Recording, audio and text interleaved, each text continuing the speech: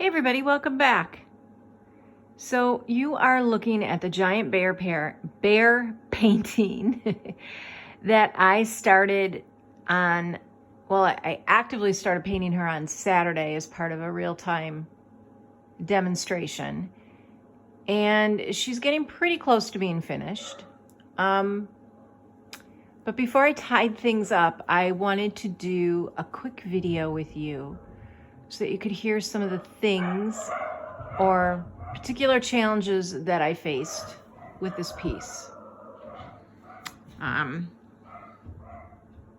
So the painting is 60 inches by 48. It's a gallery wrap canvas. And the first thing that I discovered, which I should not have been surprised about, was that I didn't have tools that were large enough to make the larger scalable sorts of marks that I really wanted in the piece. During the process of working on this painting, I discovered that I had some wedges, some painting wedges that are actually pottery tools, and I use them as paint applicators.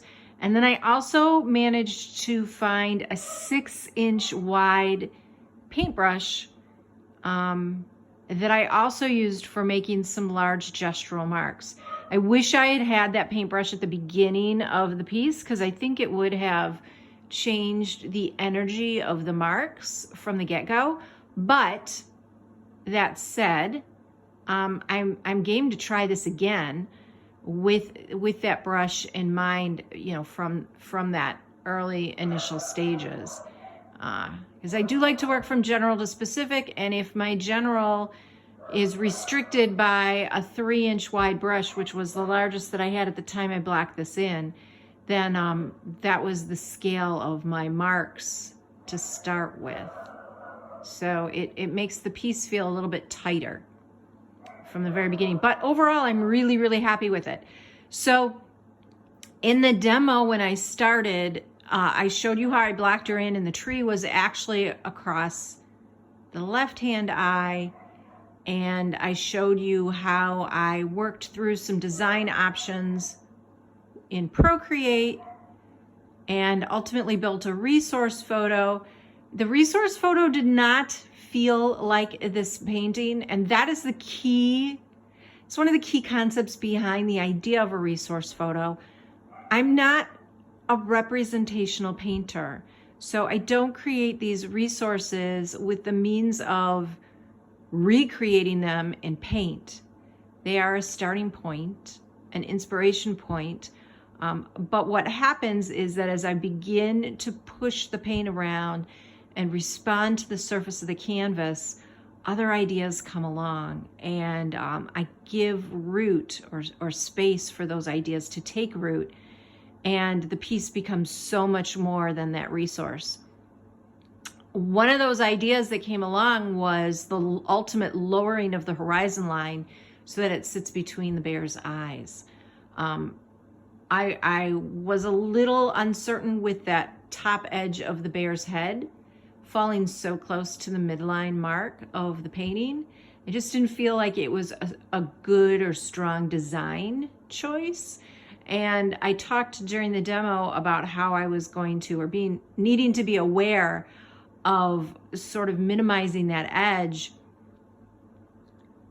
and improving the design of the piece so that it falls upon the rule of thirds. And at some point, I'm not really sure what happened, but I began to think of the eyes as the light source, like if the eyes were the actual sun. And I know that doesn't make sense because there's two eyes and usually only one sun, but I began to think of the dominant eye then as being the source of light behind that tree. And then this little sunrise sort of crept in across the bridge of the nose. And I'm really quite happy with that. The other thing that happened was the bear turned green. And she turned green because I was reaching for some darker values, and at the time that I put the green in, the tree felt very blue to me, or it was leaning towards blue. And I wanted something that was in that tonal family. And so I began mixing some blue greens, and then they went to the grassier, mossier greens. And I just utterly loved how she feels like she's draped in moss, which is also one of my fascinations. So it seemed like it was a nice full circle moment. What am I working on now? Well, you'll see that I have some chalk lines penciled in on the lower left side of the canvas. I had that non-dominant eye was sort of being smeared off over to the edge, and it was too severe, so I cut into it with that pink and purple marks that you see now, but then it just still didn't feel like it went with the rest of the piece. So I began to think about a tree, if there actually were a tree behind that eye, but the tree herself had gotten stretched or pulled off the edge of the canvas, what would her branches look like? And I chalked those in to see if I like that linear element. And I really think I do. So I'm gonna go ahead and go in with some more paint and see how that looks. But let me come in closer so that you can see this. And I know I said I started her on Saturday, and today's Wednesday. It doesn't feel like a whole amount of time for a piece of this size. But I wanna point out that my painting sessions the last couple of days have been 6 hours or plus. And so there really is a good amount of active time in here in this piece, along with reflection. And the other thing that I feel like is it's not of value to me to measure the success of a painting based on how much time I've spent on it. It feels like that's a trivial consideration when I'm trying to tell the story or the narrative of the painting. What I need to do is make sure that the time that I do spend with this painting is as focused and intentional as possible, so that I can maximize the quality, the discernment of my decision making, and really stay plugged into the piece's intention. So here you go. Now, as we get in closer, you're gonna see, this muzzle is really pretty loosely painted. A lot looser than my work typically is, but I really, really like that in combination with the tightness around the eyes and at the horizon, and then the looseness that sort of carries off. It allows the viewer to see the energy of my marks, and also to really appreciate the texture, the quality of the paint itself. And there are many, many, many layers of marks here on the piece. Let me come around so you can see that I've also been working the sides in conjunction with the front of the piece. Although with a piece of this scale, it's really difficult for me to do the sides with the same amount of attention that I do on a smaller piece, because I simply can't reach them. And also the light refracts on the sides with the weave of the canvas, and it's hard for me to tell if I've really hit or made a mark that was thick enough to go evenly over the canvas itself. So I think on this side, you'll see there's actually lots of holes or pockets where the gesso is still visible, and I'll have to go back and correct those, fill them in.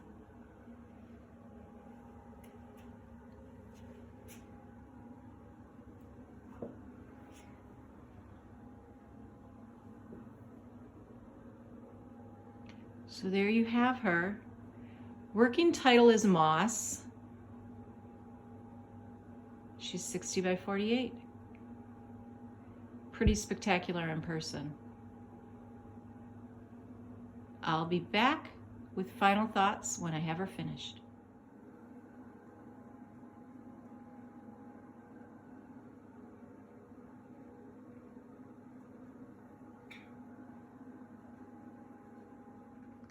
Welcome back, everybody. Would you look at her? Her name is Moss, because it's all about the gaze and the space between her eyes, and paying attention to the little things in the face of much bigger things. So when I left you last, the idea I had for the left side of the painting was an extension of the branch work, or a reinterpretation of the branch work, but having it get stretched or pulled off to the side. And I did paint that, and it just didn't serve the whole piece. So I took it out. And I really resisted the urge to go back to Procreate and build another resource photo. That was my first instinct, was to do that. But then I had a realization that when I build those resource photos, it's me impressing upon the in-process piece an idea that is structured on or off the reference photos that I have accumulated or that I can pull from. So it's one step away from listening to the actual painting. So in this instance, because I felt like I was so close to the end, and I didn't want to force my intentions on the piece, but I wanted to respond to her, and I wanted to try to do so as truthfully or directly as I could. I did not go back to Procreate. I simply kept pushing paint. And there's a real danger in doing that, and the piece could get seriously overworked or lost altogether, and I really tried to restrain myself. But ultimately what happened, which I don't think I ever would have conceived of myself, is this really beautiful, stretched and faded horizon line. The trees, the bluer trees began to show up, and then when I realized what was happening, I put those two grayer ones in front. And up close, they don't even really look like trees. They look like abstract marks. But when you look at them in the context of the trees that are between her eyes, you get that association. And it continues, the way this lower side or lower left side is painted, it continues the concept of undulating earth. It's not directly painted or representationally painted in any way, but it has that same feel like the muzzle has. And I really, really like that. So I'm gonna bring you in closer. I added a series of blue highlights into this dominant eye because I wanted her reflecting the sky or the colors, the elements around her.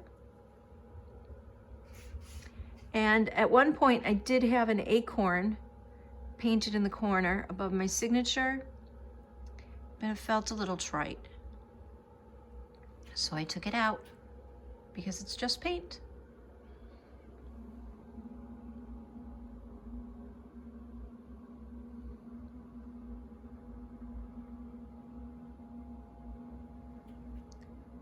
Again, this piece is 60 inches high by 48 inches wide. She's about as wide as I can reach with my arms stretched comfortably. And I will tell you, my body is incredibly sore.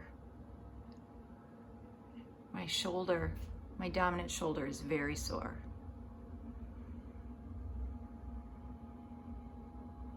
Worlds within worlds. That little pink area at the top that I loved so much at the beginning is still there. But if I come in really close to this branch work,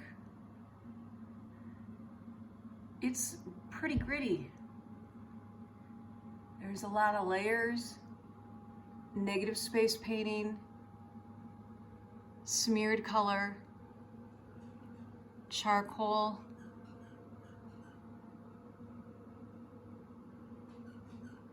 It's a pretty intense, complex design comprised of all sorts of marks made at different points in the process. Now, the surface of this piece is not uniform right now, and I am debating, because the piece is so big, I'm afraid if I put a gloss finish over her, that there will be areas that catch the light and that will interrupt the design. So I'm thinking maybe a semi-gloss or a satin. And I may just put a coat of medium over her before I do the varnish, just to see if I like that finish. Oh, and then I have to show you, although I don't know if I can film it without moving my palette box. There's a couple of little pine cones on the side. But you can see that I spent a good amount of time hitting the sides of the piece, including the top and the bottom, and really working those sides around that front edge.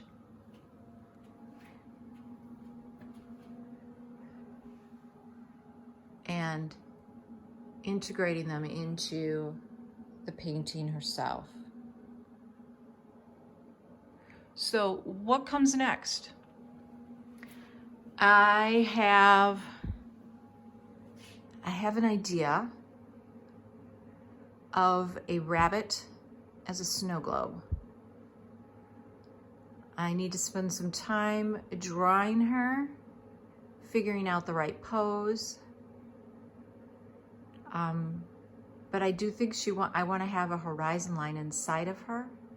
I've done a rabbit before that contained an entire season in her body, and then the other seasons were around her in the negative space. So she was the whole year.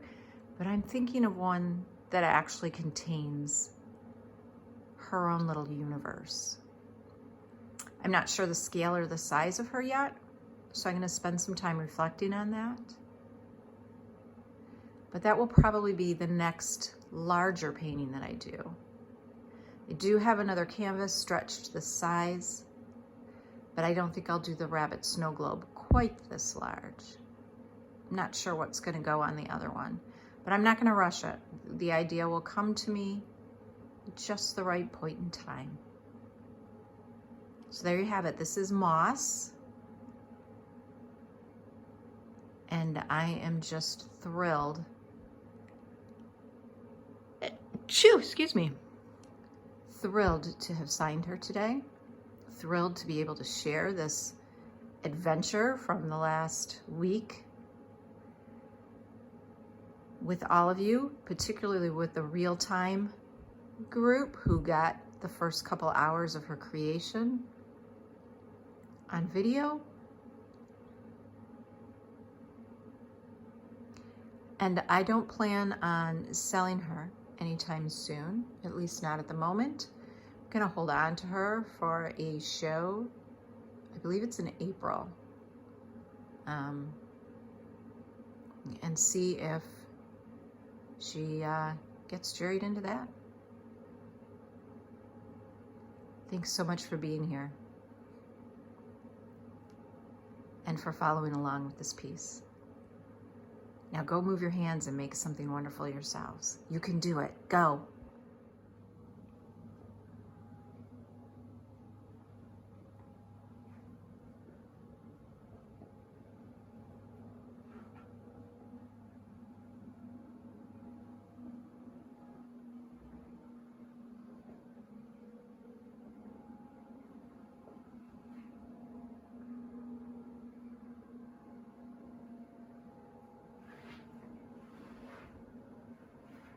Remember, you want the painting to be just as interesting from across the room as it is right up close.